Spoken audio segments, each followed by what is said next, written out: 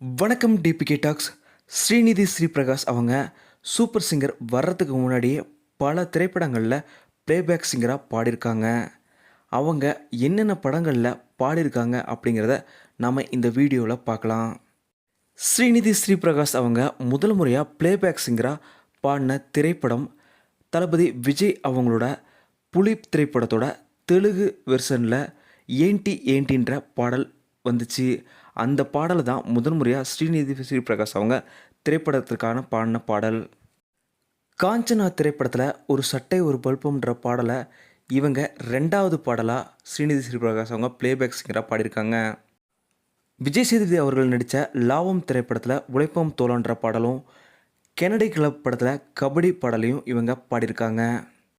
இதே போல் மெஹந்தி சர்க்கஸில் ரயில் போல இளவரசி அப்படின்ற பாடலும், ராட்சசியில் ரெக்கன்ற ஆரம்பிக்கிற பாடலுமே இவங்க பாடியிருக்காங்க. இப்போது கடைசியாக கண்ணகின்ற படத்துலையும் இவங்க பாடல் பாடியிருக்காங்க.